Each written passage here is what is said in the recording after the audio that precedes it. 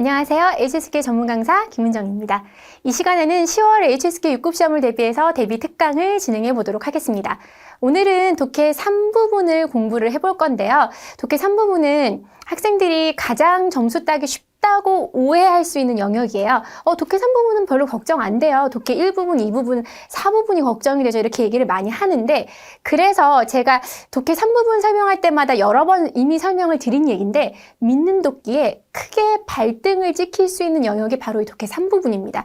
나 문제 혼자 풀 때는, 수업 듣고 막 할 때는 나 굉장히 괜찮았는데, 그랬는데 막상 시험 현장 가는데 어려워요. 이게 답이 쉽게 찾기가 좀 어려워요. 이럴 수가 있어요. 당황하기 되게 쉽기 때문에 원래 갖고 있는 어휘력이나 독해력으로 대충 문제 풀어야 된다고 생각하시면 안 되는 영역이 독해 3부분입니다. 그렇기 때문에 오늘 이러한 전략과 과정을 가지고 절차를 가지고 문제를 푸는 것들을 좀 유심히 보시면서 맞아, 독해 3부분은 이게 출제 의도라서 이런 식으로 문제를 풀어야 되는구나. 일단은 적중 문제를 볼 겁니다. 그러니까 매번 말씀을 드리지만요. 이론적으로 공부를 하고 문제 푸는 건 기초 단계에서는 가능해요. 그러니까 내가 6급을 지금 처음 준비하시는 분들은 이론 공부하고 문제 푸는 게 맞아요. 하지만 시험을 얼마 남지 않고 지금 우리가 빨리빨리 성적을 올려야 되는 상황이라면 문제를 맞닥뜨리는 훈련을 계속 하셔야 돼요. 그래서 문제를 먼저 보고 이 문제를 이렇게 푸는 거였구나. 맞아, 내가 문제를 딱 봤을 때 이거 먼저 읽고 그리고 여기 확인을 하고 이렇게 문제 푸는 거지. 해서 문제 확인하고 풀이 순서 체크하고 다 풀었어요. 그럼 이 문제는 도대체 왜 낸 걸까? 이런 문제를 풀 때는 어떻게 풀어야 될까라는 것까지 마무리를 짚고 가시는 게 굉장히 중요할 것 같습니다. 자, 오늘의 적중 문제 볼게요. 독해 3부분은 이렇게 지문이 쭉 이어져 있고 중간중간에 빈칸에다가 해당되는 구나 절이나 문장을 넣는 영역이죠. 근데 보통은 지문 자체가 좀 어렵고 보기 보면서 대충 넣으면 될 것 같지만 사실상 쉽지 않은 부분들이 굉장히 많다라는 거. 빈칸을 넣는 거 확인하시고요. 보기 A, B, C, D, E 이렇게 있는 게 독해 3부분이구나. 문제 한번 확인한 겁니다. 자, 그럼 이 상태에서 우리는 뭐부터 시작을 해야 할까라는 생각을 하셔야죠. 맞아, 내가 독해 2 풀고 독해 3으로 넘어왔더니 지문이 있고 빈칸 넣는 거였고 A, B, C, D가 있었지. 그럼 어떻게 해야 될까? 처음부터 보시면 보기를 먼저 파악을 하셔야 돼요. 근데 보기 파악하라고 그러면 사람들이 막 이렇게 밑줄만 이렇게 쭉 긋고 있어.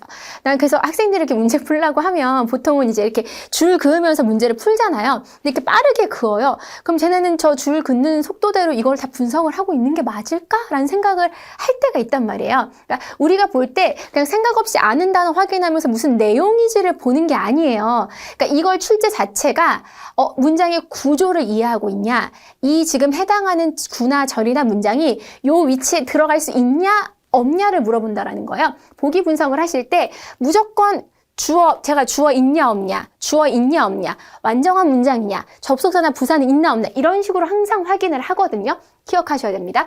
자, A부터 보시면 내가 충당이란 단어를 몰라. 충당이 뭐야? 단어를 처음 봐. 그러니까 단어 자체는 조합은 쉬운데 근데 저가 들어가 있잖아요. 그럼 이건 동사라는 거예요.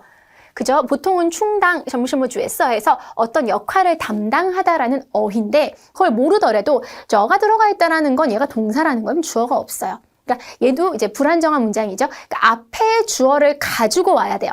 그러니까 이 앞에서 이어진 이 얘가 이 역할을 감당하고 있다 해서 보통은 이제 그런 식으로 접근을 하셔야 되고요.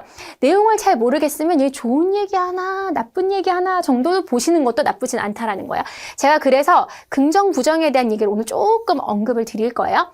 그런데 란호가 나와요. 이런 거 굉장히 중요하죠. 연결을 해주는 거. 구나 구를. 절이나 절을. 뭐뭐 했고 그 다음에 뭐 했다라는 얘기가 나와요. 란호가 나왔다는 건 앞에 우선 뭐뭐 했다는 얘기가 반드시 나오게 돼 있어요. 그리고 뒤에 분석하셔야 돼요. 또 한 주에 하면 단절시키는 거거든요. 없애버린다는 얘기예요. 식물의 음식물의 근원을. 이건 나중에 제가 정확하게 문제 풀면서 말씀을 드리고 가볍게 분석할 때에는 랑호가 들어갔고 뭐를 절단을 하네 이렇게 나오죠. 그다음에 정르가 나와요. 이거는 르 들어갔으니까 찐티엔이랑 주어티엔이랑 비슷한 거예요. 시간을 나타내는 거죠. 하루 종일. 오수어 시시 동장시황 모르겠는데 이게? 근데 네 글자는요. 보통 사자성어예요. 제가 수업할 때도 오프라인으로 수업할 때도 네 글자 의심하지 마. 네 글자 그냥 관용어야. 그냥 이렇게 쭉 수로로 쓰이는 거잖아요.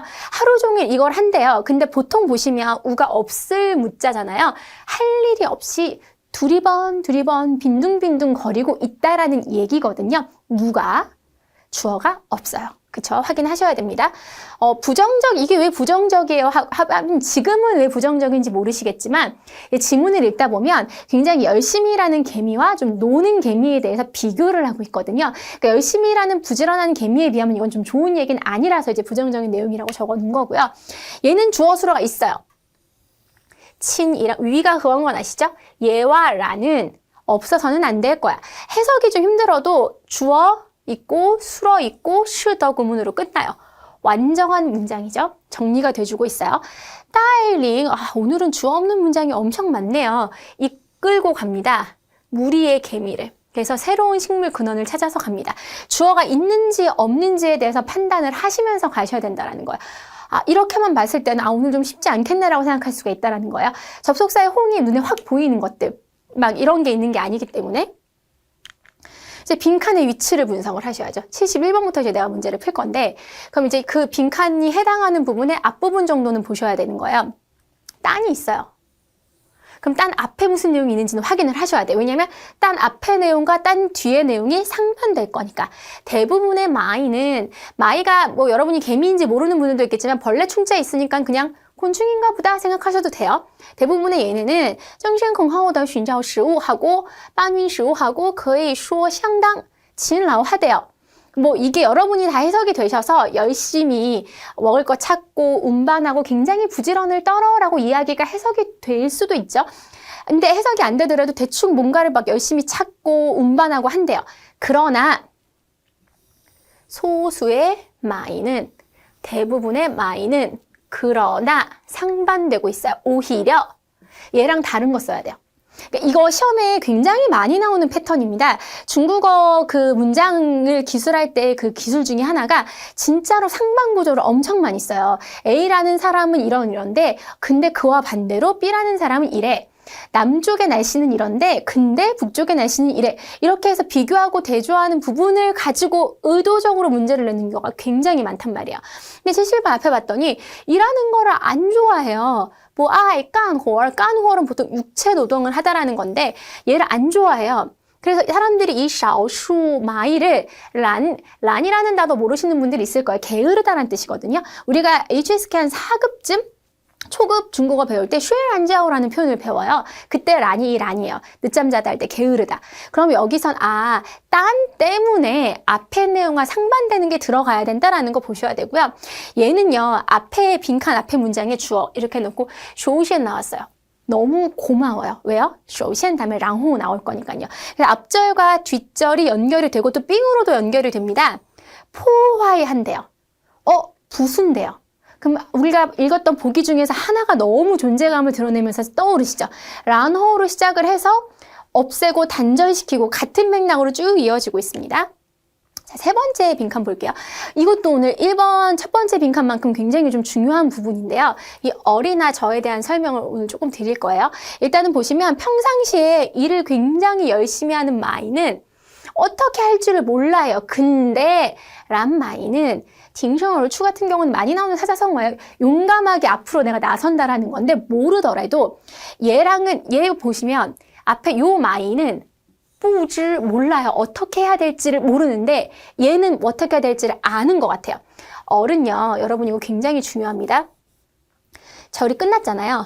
지금 컴마나 맞춤표로 끝나서 시작할 때 얼이 들어가고 절로 연결이 되면요.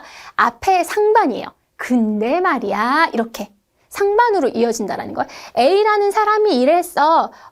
근데 B라는 사람은 저 이렇게요. 오늘 이거 굉장히 중요합니다. 이거 기억하셔야 됩니다. 네 번째 보시면요. 이것도 앞에 문장을 보시면 생물학자들이 생각을 한대요. 칭라오더 마이와 란 마이는 각각의 생존 규칙이 있어. 왜냐하면 생물학자가 전문가의 의견으로 제일 말미에 좀 정의를 하고 있는 상황에서 주어가 부지런한 마이랑 게으른 마이를 같이 얘기를 하고 있습니다. 그리고 마지막에 이제 다섯 번째 같은 경우에도 빈칸 앞에 확인을 하시면 란마이가 주어예요. 넝이에요. 여러분이 쉬운 단어만 봐야 돼요. 넝은 보통은 긍정적이거든요. 그러니까 능력이 돼서 하는 거예요. 그럼 뒤에 긍정적인 내용이 따라온단 말이에요. 문제를 보고 해결까지 한대요. 아, 그럼 여기는 얘 란마이가 되게 좋은 역할을 하고 있는 거에 대한 얘기구나. 그러니까 사실은 모든 단어를 다 알고 어려운 문제를 분석하는 게 중요한 게 아니라 내가 알고 있는 단어만 가지고도 정확하게 추리하고 추론을 해서 문제를 푸는 게 굉장히 중요합니다. 이제 제가 떡밥은 다 던져드렸어요. 이걸 조합해서 문제를 푸시면 되는 거예요.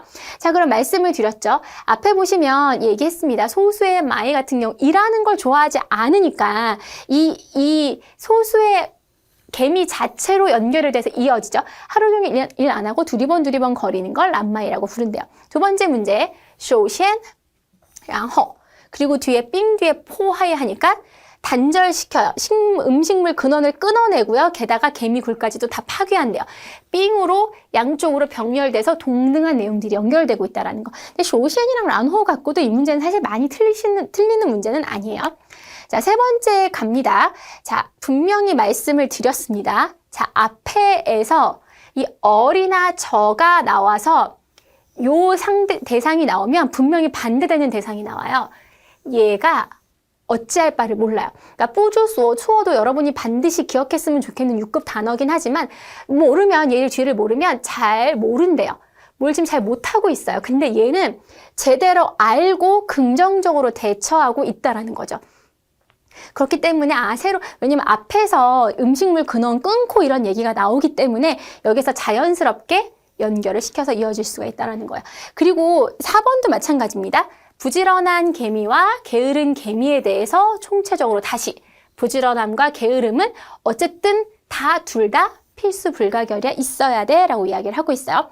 5번이요. 자, 보시면 게으른 개미 같은 경우는 할 수 있고 그쵸? 그리고 문제 해결을 하고 보통 통상적으로 이 세 번째랑 다섯 번째를 헷갈려 해요. 왜냐하면 란마이가 하는 긍정적인 얘기들이 들어가 있으니까 헷갈릴 수 있단 말이에요. 근데 여기는 보면 지휘관의 역할이라는 건 문제를 직면하고 해결할 수 있는 것에 대한 이야기를 하고 있기 때문에 정답이 이렇게 갈 수 있다는 거죠.